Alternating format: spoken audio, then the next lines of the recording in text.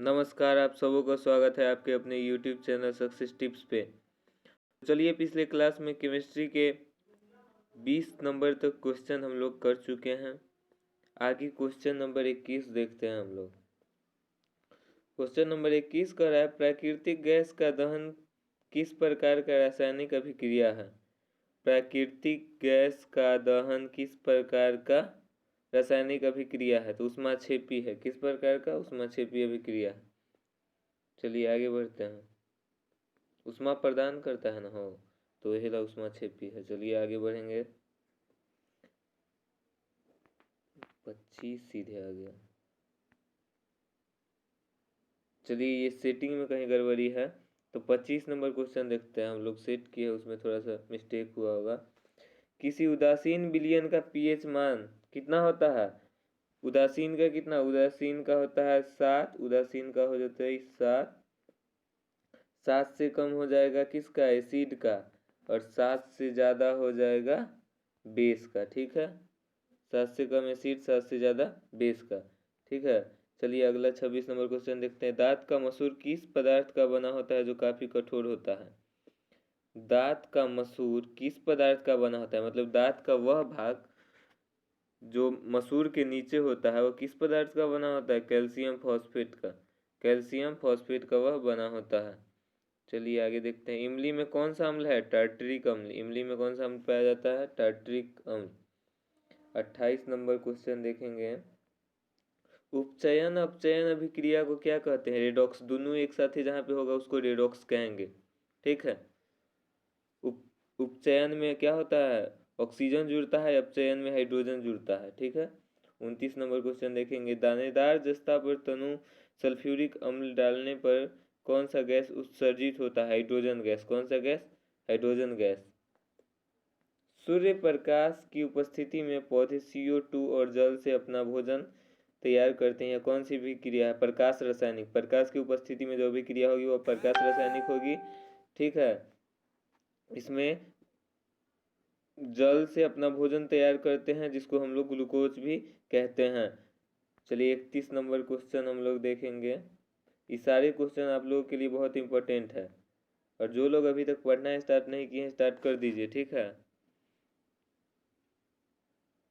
चलिए 31 number question देखिए। Zinc तथा लेड कॉपर की अपेक्षा इनमें से कौन जिंक तथा लेड कॉपर से कम क्रियाशील है, अधिक क्रियाशील है, समान क्रियाशील है? अन्य। देखिए जिंक और लेड का क्या होता है? परमाणु संख्या। उसके और बाहरी ऑर्बिट में कॉपर के बाहरी ऑर्बिट में ऑक्टेट पूरा होता है। तो चलिए इसका आंसर हो जाएगा अधिक क्रियाशील है। 32 नंबर क्वेश्चन देखिए। अंगूर का किण्वन करना एक रासायनिक परिवर्तन है। 33 नंबर क्वेश्चन। मैग्नीशियम के रिबन के दहन होने पर किस प्रकृति का लौह उत्सर्जित होता है? श्वेत चमकदार। ठीक है, 34 नंबर क्वेश्चन कह रहा है सिरका में कौन सा अम्ल पाया जाता है? एसिटिक अम्ल। सिरका में एसिटिक अम्ल, और इमली में टार्ट्रिक अम्ल। ठीक है, और दही में लैक्टिक अम्ल। ठीक है, निम्न में कौन विजातीय यौगिक है? प्लास्टर ऑफ पेरिस, खड़िया, संगमरमर, चूना पत्थर। खड़िया जो होता है वही संगमरमर होता है, और संगमरमर चूना पत्थर तीनों का क्या होता है? अणुसूत्र समान होता है, इसलिए प्लास्टर ऑफ पेरिस इस सबसे अलग है। नींबू का पीएच मान कितना होता है? 2.2। नींबू का पीएच मान कितना होता है? 2.2।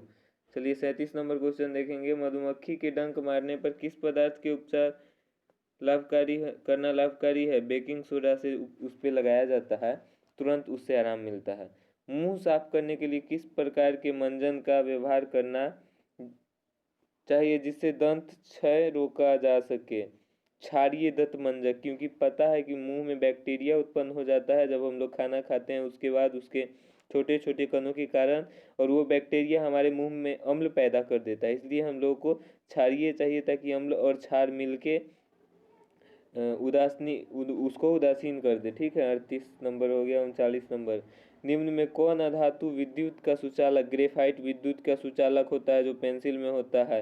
वैसे कॉपर भी विद्युत का सुचालक होता है। ए और बी दोनों सही आंसर है इसका। चलिए 40 नंबर क्वेश्चन देखिए, निम्न में से किस धातु को चाकू से काटा जा सकता है? सोडियम को।